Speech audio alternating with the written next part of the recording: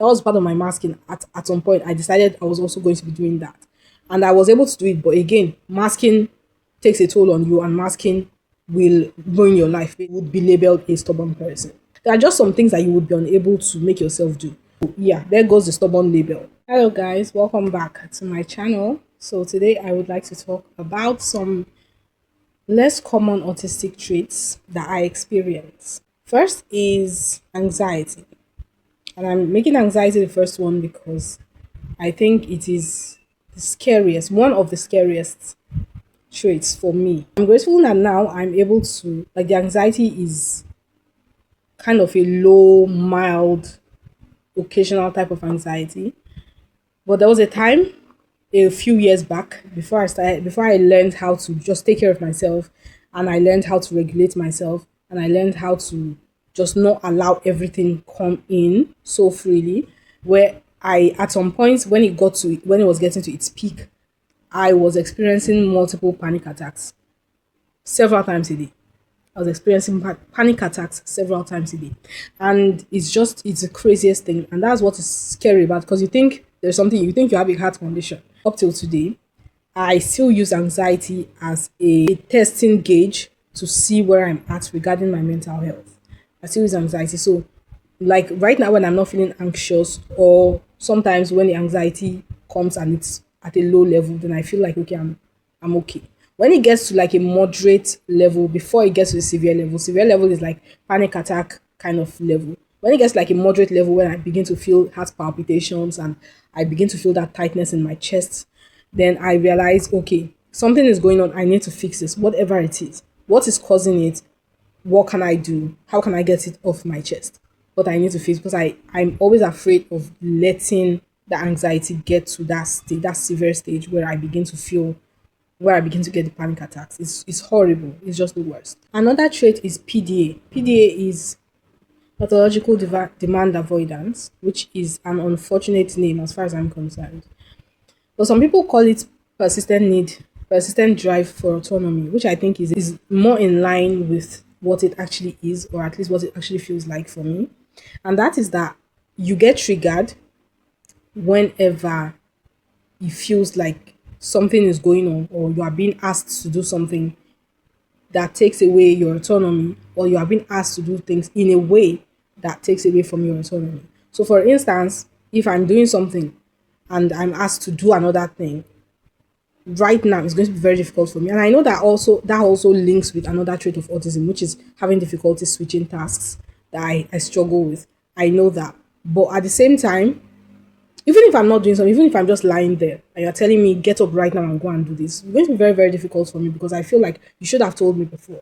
And I've gotten lots of fights like this before. Like, even with family, you cannot just tell me to jump up and go and do you know what I'm doing? The fact that I'm lying down there, not seeming like I'm doing anything physical, doesn't mean I'm actually not doing anything. I'm doing something very important in here. You cannot just tell me, do you understand? So tell me if you need me to maybe go out and do something, if you need me to go and get you something, if you need me to do anything, tell me prior to the time so that I can mentally prepare for that time when I need to get up and do it. That's demanding for something in a way that takes away from my autonomy. Asking me to do something that takes away from my autonomy is like telling me to do something that doesn't have a logic to it, or that I think doesn't have a logic to it. So if you're going to ask me to do something, I'm going to need a reason. And not just any reason, I'm going to need a logical reason that even I can follow logically.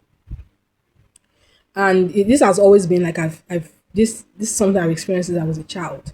And that's one actually, in my opinion, like there are lots of disadvantages to being in a family full of neurodivergent people, but there are also lots of advantages. And I feel like one of the advantages is when you people share is a common trait, that it will be easy for you to understand each other, even if you do not know that that's what you're doing. Like right from when I was a child, everybody in my house, whenever we're asked to do something, like me and my siblings, whenever we're asked to do something, we would always ask why.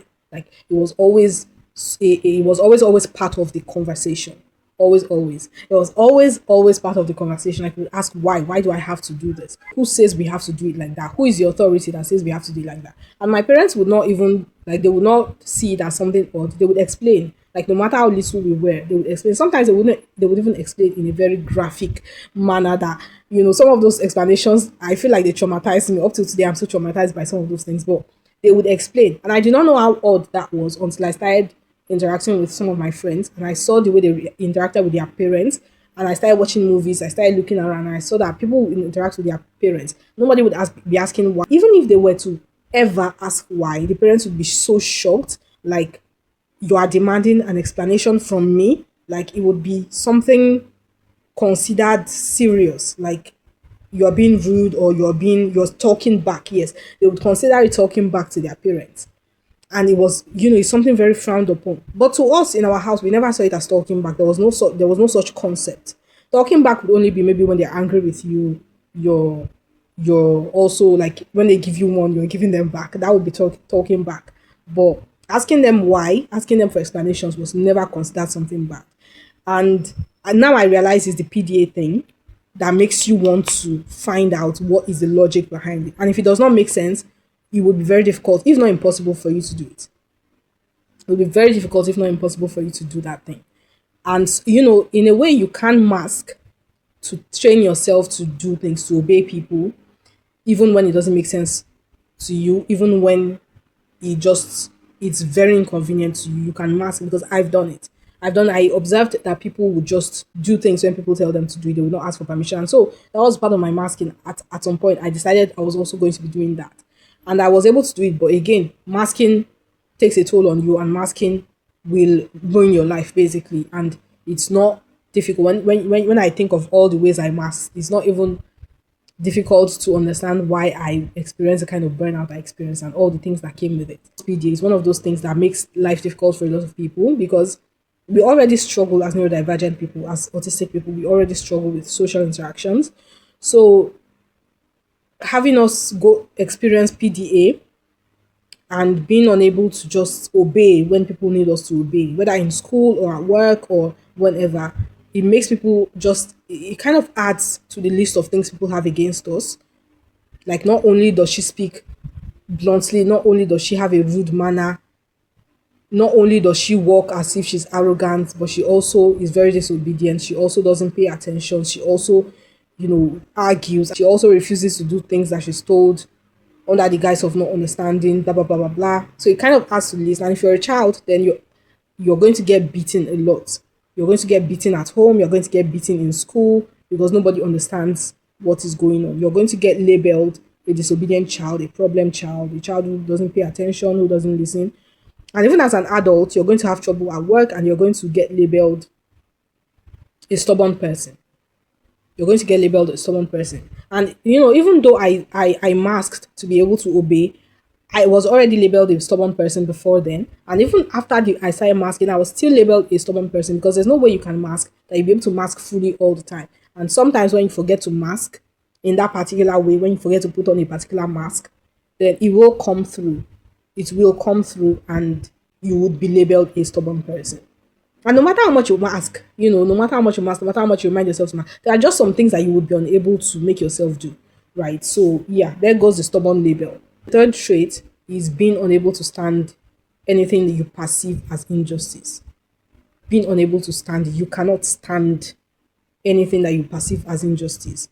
And, there have been some times when, just seeing things that I perceived as injustice have caused me to actually have a mini meltdown in public, which is something like the antithesis of who I am, because I like to just blend in. I like to not call attention to myself. I like to not create a scene. But I was actually in public with people I did not know. And I was with one friend. And I felt like, this person I was interacting with was trying to be unjust to me and somebody else that I did not even know. And I just could not bring myself to accede to it. I could not bring myself to accept it. And that's what people do when they're trying to do things that are bad. They'll be saying, oh please, oh just look away from it, oh please. I could not listen to the please. I was like, no, I cannot accept this. And I didn't know what was going on. It was kind of like I was having kind of like a mini meltdown. And it was my friend who then, she kind of just took over, and she was like, oh, don't worry.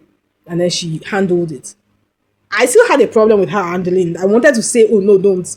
But I was like, okay, maybe I should just be quiet and that was the best I could do. Just be quiet and let her handle it. But I was still fuming on the inside. There have been other occasions too where if something is on my watch, I'm not going to allow it if I see it as injustice. And I know some other people who will pursue that incident. Like if something happens that they perceive as injustice, whether to themselves or to other people, especially to other people, they will pursue it and they will make sure they get justice. What they see as justice, whether it's reparations or whether it's a form of apology or something, they will make sure they follow that case and they don't let up. They will write, petitions. They will report to the person. They will do all sorts of things just because that injustice happened, and they just cannot let it go. Another trait is being clumsy. Like my entire life, I've been told I'm being clumsy. I've been told I'm clumsy. Even I know I am clumsy. I've tried my best to be gentle. I've tried my best to pay attention, but I still know I'm clumsy. As at last week, I got 3 different injuries on my hand. 3, 1 here, 2 here. This one's already healing. This one was actually even worse because it was a tear right beneath this, around this area. It was a tear, and I was so scared. But it healed up nicely. Thank God. I still have the scar from it, and I got 1 here, 1 here. Why? Because I kept hitting my hand against the wall. I'll be doing something. I would hit my hand against the wall. It's almost like my brain cannot tell the extent to which I should move my hand before it hits the wall, or maybe I feel like I just forget to be careful, and so that clumsiness comes out. And sometimes it might be actually breaking things or making things fall down. I actually fell something down 2 days ago, and that thing could have broken, but thank God it was like plastic, so it only like stuff scattered all over the floor, and I had to start picking stuff and fixing the place. But yeah, when things like that happen, you remind yourself to be careful. So you start becoming careful, and then you forget to be careful, and then you start injuring yourself and spoiling things. Then you remind yourself to be careful again till you forget and you start injuring yourself and forget. So it's kind of like a cycle, and I don't know if it will ever leave. But yeah, that's another autistic trait. So the final trait I'm going to talk about here is alexithymia. And alexithymia is when you cannot feel. You can feel, but you cannot put a name to the emotions you're feeling. You cannot regulate your emotions. And this is something I struggled with, especially, it was at its height when I struggled with my burnout, when I had that breakdown I had. And it lasted for quite a while, and it was very scary. And I had alexithymia along with something called anhedonia, which is that you cannot feel positive emotions. The negative, or at least that was how it happened for me. The negative emotions were there. I could feel sadness, I could feel anger, a lot of rage. I could feel, just tiredness. I could feel all of that, but I could not feel any pleasure, any positive emotion. I could not feel pleasure, joy, liking, anything positive. And that's the anhedonia part. But I could also, when I even started feeling things, I could not put a name to those things I was feeling. And that was another struggle on its own. And up till today, I still struggle with alexithymia, in some ways. I'm grateful that the anhedonia has largely passed, but I still struggle with alexithymia in some ways where I still have to actively teach myself what an emotion is that I'm feeling and try to work to put a name to that emotion.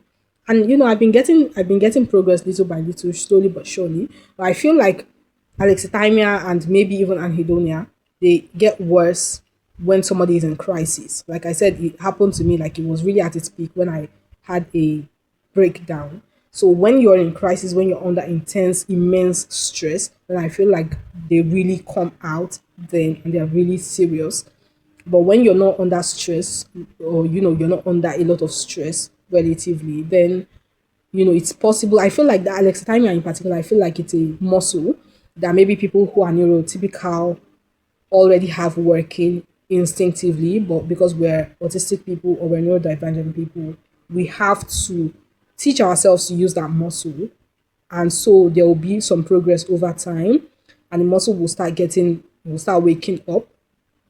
And maybe if we don't use that muscle, then we're going to lose the muscle. And not using the muscle is, at least in my own case, is like masking to pretend like you don't feel certain things when you feel those things, and masking to tell yourself this emotion is bad, this emotion is good, and masking to just suppress any emotion you feel. That's basically not using that muscle, and so you will lose it. But also using it over time is something that I've been doing basically, and I've been getting, you know, I've been seeing progress, so I'm grateful for that. I'm going to stop this video here, and maybe I'm going to talk about, there are so many more autistic traits that are not commonly spoken about and that I struggle with, I experience. And so maybe I'll do another video talking about some of those traits, and we'll see. Thank you so much for sticking with me till the end if you're in fact still watching. And I will see you next time. If you have not subscribed, I would appreciate it if you could subscribe. And I want to say thank you to every single person who has subscribed up till now and who has been watching my videos.